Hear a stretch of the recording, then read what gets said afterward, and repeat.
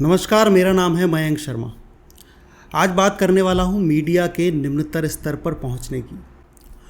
भारतीय मीडिया, विशेषकर news channel, हर दिन अपने उस स्तर पर पहुँचने का प्रयास कर रहे हैं कि शायद एक दिन कोई न्यूज़ का बड़ा पुरस्कार भारत सरकार उन्हें ही दे देगी। उन्हें ही इस पत्रकारिता जगत का मसीहा कहा जाएगा। और ऐसा एक नहीं, हर संस्थान और पत्रकार सोच रहा है। पत्रकार अपनी अपेक्षा संस्थान से रखता है और संस्थान आप समझ गए होंगे। वैसे मीडिया का नंगा नाच कोई आज की नई बात नहीं। जिस दिन से निजी चैनलों का चलन शुरू हुआ, उसी दिन से खबरों को नाटक में तब्दील कर दिया गया।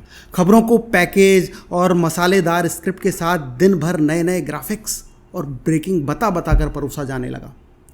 और फिर मीडिया ने कहना शुरू कर दिया कि भाई, जो लोग देखेंगे वही तो दिखाएंगे। और शायद एक हद तक सच तो यही है। उनकी बढ़ रही टीआरपी ही तो उन्हें ये वाहियातपना करने के लिए प्रेरित कर रही है। फिर वो अपनी बढ़ी हुई टीआरपी के लुढ़कने के डर से हर दिन अपने निम्नतर स्तर पर पहुंचते जा रहे हैं। जो टीआरपी की रेस में पीछे हैं, वो उनसे भी ज़्यादा घटिया और ज़्यादा घटिया होने का प्रयास कर रहे हैं। रेस इस बात की कतई नहीं है कौन खबर को खबर की तरह सही विश्लेषण करके दिखा रहा है। रेस इस बात की है कि किस चैनल की और पत्रकारों की मानवता ज़्यादा मर चुकी है। उनके भीतर 1% भी भावनाएं नहीं हैं। उन्हें इस बात से बिल्कुल फ़र्क नहीं पड़ता कि कोई व्यक्ति अपने किसी परिजन को खो चुका है। उसे मरे चंद घंटे भी नहीं होते और ये मुंह में माइक घुसेड़ देते हैं, कैसा लग रहा है आपको। वो बात करने की हालत में नहीं होते, पर इन पर कोई फ़र्क नहीं पड़ता। एक सड़ा हुआ सवाल 50 बार पूछ लेना चाहते हैं।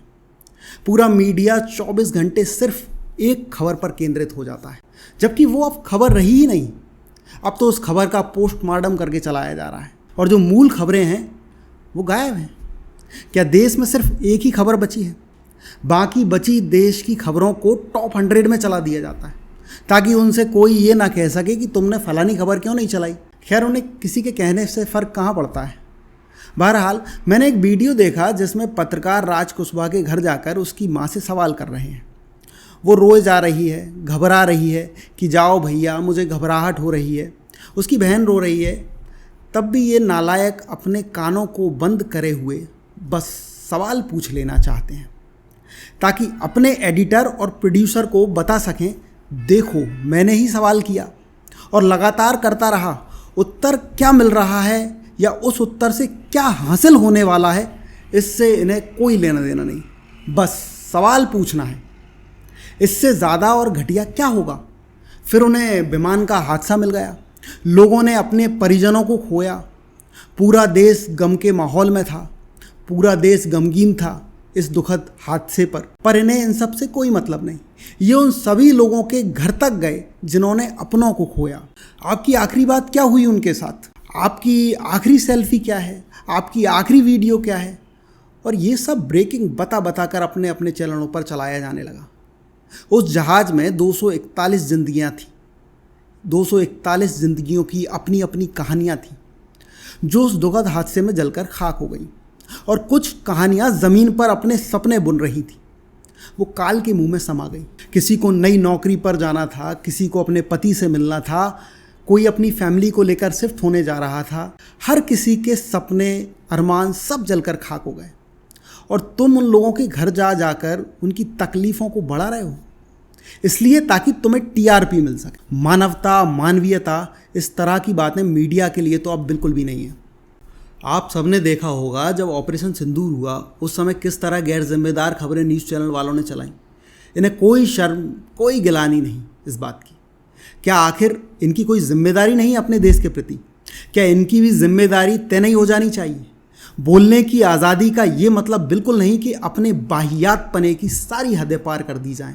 हाथ जोड़कर निवेदन है चैनल मालिकों, सुधर जाओ, सुधर जाओ। क्योंकि पत्रकार शायद मजबूर है, तनख्वाह तो तुम ही दोगे उसे। और आप सभी से मेरा निवेदन है कि कृपया प्लीज़ ये टीवी चैनल्स को देखना बंद कर दीजिए। आपको अगर खबरें देखने का शौक़ है, खबरें जानने का शौक़ है, तो आप रेडियो सुन सकते हैं, आप दूरदर्शन पर खबरें सुन सकते हैं। आपके पास अब स्मार्टफोन है, गूगल पर जाएं, आपको क्या खबर, क्या अपडेट चाहिए, आपको सब कुछ मिलेगा। आपको अपने हिसाब से, किसी के प्रोपोगेंडा में सेट मत होइए, किसी के वाहियातपने का हिस्सा मत बनिए, ताकि वो फिर ये ना कह सकें कि लोग तो यही देखना चाहते हैं तो हम यही दिखाएंगे। ये कहने का मौका तो आप ही दे रहे हो ना उनको। आप ही उनके चैनल्स को देख रहे हो, आप ही उनका विरोध कर रहे हो। विरोध करना सिर्फ कहने से नहीं होगा, इन न्यूज़ चैनल्स का बहिष्कार करना होगा, इनको देखना बंद करना होगा, तभी शायद ये इस तरह की घटिया चीज़ें दिखाना बंद करें। नमस्कार।